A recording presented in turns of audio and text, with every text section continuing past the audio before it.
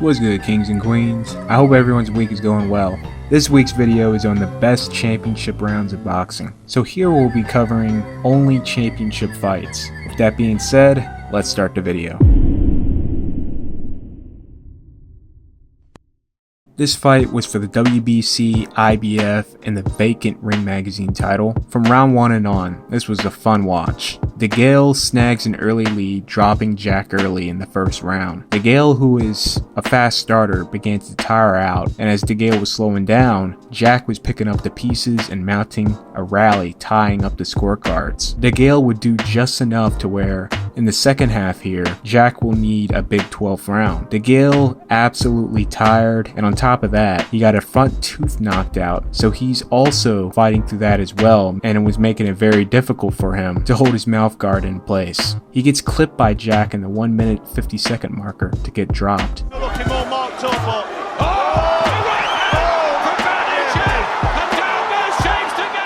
and as it looked like Jack was going to finish the round one-sidedly, Degale comes back with a flurry of his own, landing big to finish the fight on a high note. I didn't know he had a mental toughness and physical toughness. Look at him finishing like that, Degale! But he's going to run out of time! Is he? Right hand!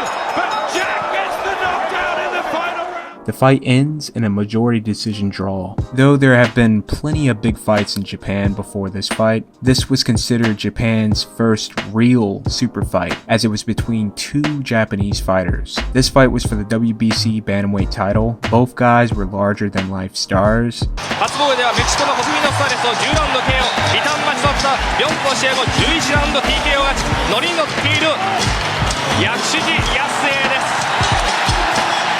When this matchup finally happened, Joichiro was already a massive star in Japan. He was a real-life Joe.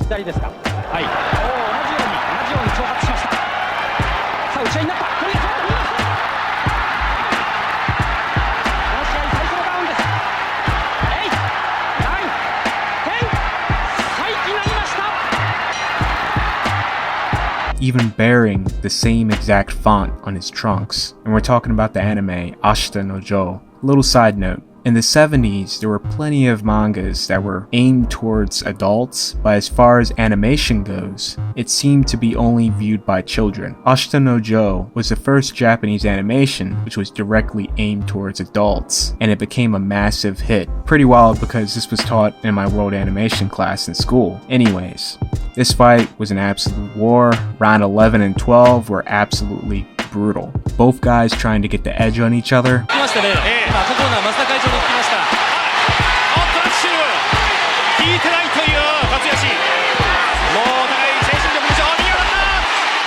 Very rarely, especially in today's era, a fight that is branded a super fight ever lives up to the casual fans' expectations. By casual fans, I'm talking about people who only watch when mainstream fights happen. As far as new fans, they were more than enough entertained. This exceeded casual fight fans' expectations going into the championship rounds.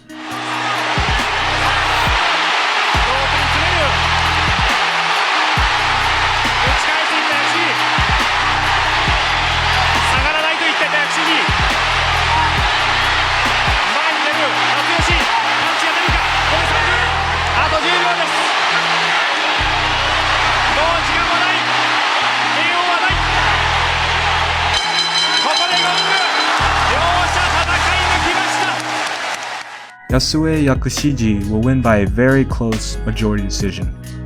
One of the most highly anticipated middleweight championship fights, this fight was as even gets. High stakes 11th in which Wright was able to get the better of Taylor. Wright will make a huge tactical error and not fight the 12th round. Taylor took full advantage of that to take it to Wright. Wright thought he was comfortably up on the cards, but this is a championship fight. Taylor is the champion. If the fight is close, you must go out and finish the 12th and take it from the champion. The HBO crew couldn't believe what they were seeing. Larry Merchant stated this could very well end up as a draw. Harold Letterman scored the fight as a draw. The Sky Sports broadcast of the fight caught word of Letterman's scorecard before the announcement and took it as a joke. Well, guess what? HBO was right, and this fight was announced as a draw. The 12th round, the round Wright didn't come out to fight, was the deciding factor.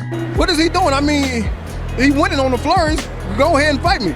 I mean, he clearly throwing straight punches, just catching me. If I was him, I just would have kept fighting. That's the difference between us. I felt like if he wanted the title so bad, he should have fought all 12 rounds, because that's what I would have did. That's what I did. I fought all 12 rounds. I didn't get in there running them last rounds thinking I had to fight one. You know, I feel like it's a boxing match. You got to fight all 12 rounds. And ironic enough, the very same thing costed Wright a big win over Fernando Vargas in 1998. Holds on to his title. How do I win that fight? This was the fight where Birdo really showed his true grit. Collazo, who is a very underrated fighter, shocked many, taking it to Birdo throughout the whole fight, and it all rested in the final 2 rounds. Toe-to-toe action in the 11th, both guys are landing. Though Collazo is landing more in these exchanges, his shots had no power on them, while Birdo's did. Birdo trying to land that big shot, Collazo being cautious.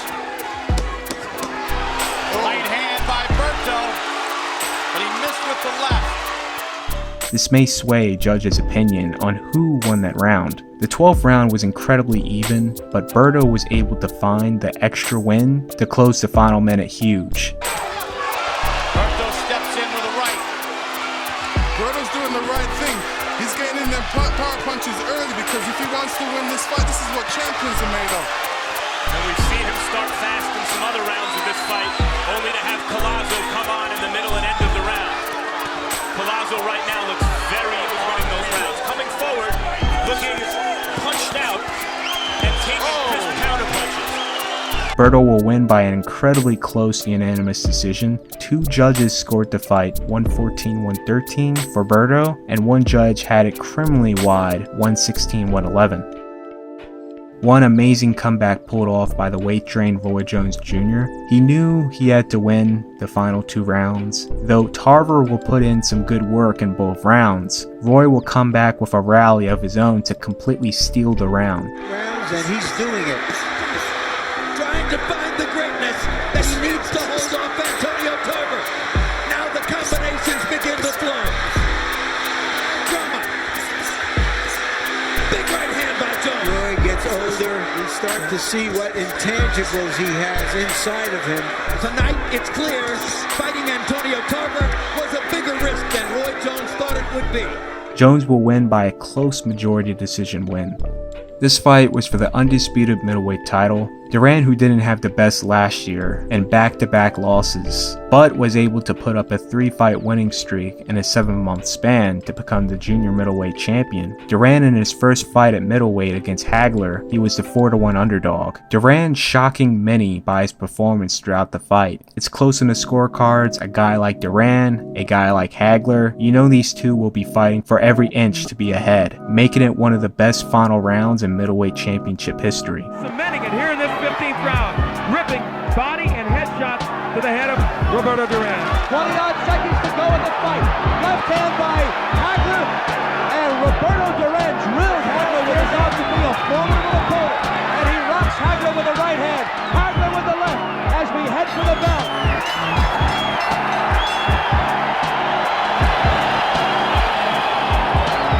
Hagel will win by a very close unanimous decision. This fight, Duran finally got the respect he should have always had as a fighter, but due to the rematch of the Leonard fight, that had casted a shadow on him, and this fight finally brought him back into the light. In Hagler's reign as champion, he was 6 for 6, 6 wins, all by knockout. Duran was the first fighter to end that streak. Bradley received an inhumane amount of hate for a result, whether if you think he won or not, he had absolutely no control over. This man was receiving numerous death threats, and it got so bad to the point that he was having soup thoughts. You know, people saying that I'm a fake champion, I wasn't a true champion. I was being just ridiculed and just embarrassed. It was like an embarrassment to boxing, embarrassment to my career. Like, it was the worst thing ever. It was so hard to see that man's dreams just shattered. We would cry together. Me and my wife would sit there and we'd cry together. Like, when is this gonna end? 9 months later, Bradley will make his first defense of his title against Ruslan Provodnikov. Fighting with a chip on his shoulder with something to prove, Bradley will go against all his trainer's instructions and fight Ruslan going toe-to-toe, which was brutal early. straight like this. Look at this.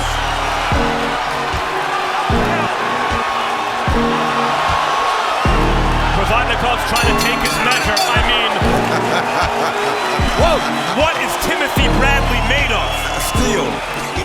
His trainer threatened Bradley that he will stop the fight if he continues to fight so recklessly. Tim, you're taking a lot of unnecessary punches. If you're not gonna listen to me, I will stop the fight. Bradley listened, and he will mount up a comeback and win round after round to where he had an almost comfortable lead on the scorecards. With Ruslan needing something huge in the 12th, and Bradley wanting to close the show big to make a statement, this is a recipe for some big drama. Bradley gets hit with a huge left hook in the middle of an exchange. Bradley now deciding it'll just be better to go toe-to-toe with Ruslan, but really paying attention to the time.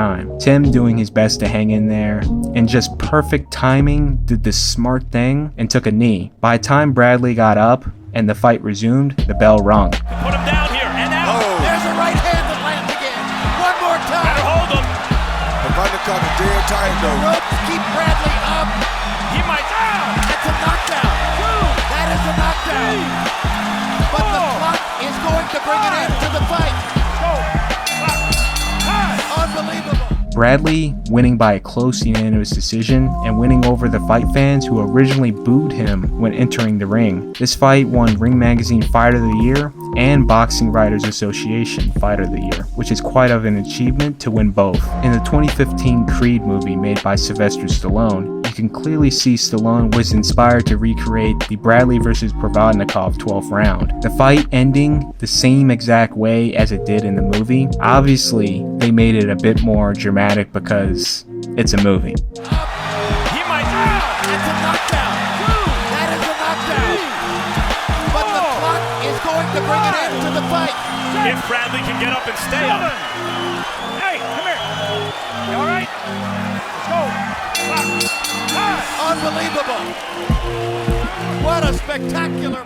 This fight was for the WBA Cruiserweight title, Evander Holyfield's first title shot at the age of 23 with a record of 11-0. Dwight Muhammad was making his second defense of the title. From the opening bell and on, this was becoming a classic. The Cruiserweight division was formed in 1979, but was not fully recognized by all belt organizations till 1983. This fight would definitely be one of the greatest fights in the early history of this division. Like many of the fights on this list, it all rested on the final 2 rounds. Toe-to-toe action from both guys. Once you think Dwight has Evander and he's on the defensive, Evander would come back with a flurry of scoring shots. Great watch. I highly recommend you watch this fight. Back up, and there's the final bell. A lot of drama and animosity coming into this fight. Martinez wanting to make a statement towards Chavez and the WBC for what they did to him. From round 1 to 10, Martinez was battering Chavez. But the only thing Chavez had going for him was his enormous size and weight advantage. Chavez was rumored to have been over 180 pounds. There was no recorded fight day weight for Chavez. Martinez came in at 167 pounds. Sergio having pretty much a flawless performance till he was clipped in the 11th and be put on the ropes. Martinez will fire back off the ropes and fight his way back to the middle of the ring to finish the round off big. Against the ropes. What an unbelievable rally. Martinez still in the back. What an amazing answer back. High tensions coming into round 12. For the most part, it looked like Martinez was cruising to the finish line, as Chavez was desperately wailing away and missing. But luck was on his side, and he was able to land a huge shot on Martinez that buckled him. Give these fans something to cheer about going Oh, forward. good shot. Right hand by good Chavez. shot. And he hurt Martinez, refusing to go into the defensive, decides to fight on. Chavez was able to get him with a perfect shot on the ropes to drop him. From Martinez right eye, or left eye. Half a round left. Plenty of time. Oh, there you go. There he is. He's down.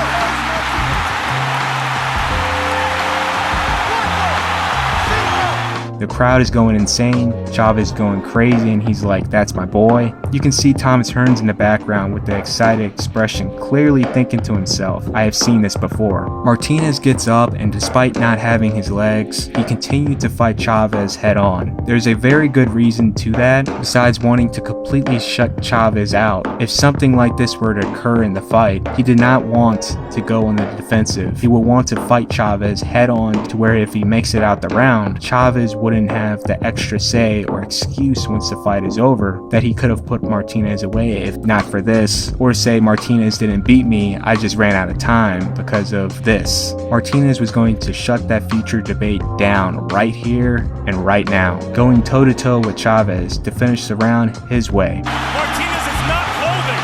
Duck the right hand. Duck the left hand. Slip the right. Now starts to fire back. Big trouble. Big trouble for Martinez. Martinez wants to fight his way out. You can clearly see where Martinez was refusing to hold Chavez. The only hold, Chavez is the one that initiates it, and Martinez is trying to break away while punching with his free hand. The round comes to an end with Martinez finishing on his terms, and he will regain the WBC middleweight title that was wrongfully taken away from him 2 years prior. For Chavez, that round single-handedly salvaged his reputation among Mexican fight fans as he took quite a beating, and at a certain point the fight was being threatened to be stopped, then to mount up a 12th round like that, which really helped his stock. Watching live from home, you know this fight all rested on the 12th round. Unfortunately, the judging was incredibly incompetent, but coming in the 12th, this fight could go either way. Freddie lays out the truth on Tony. He needs to drop Jirov or put him away. Here, listen to me, all right? Championship of the world right here, this round, okay? You gotta put this guy on his ass. I'm serious now, okay? All right?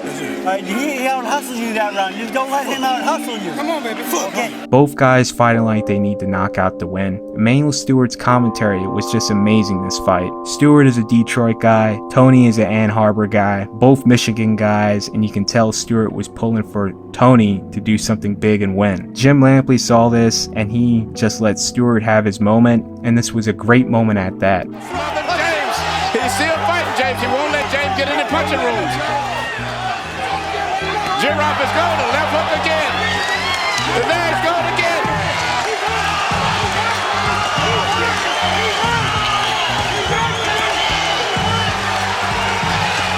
Now James' experience is coming through now.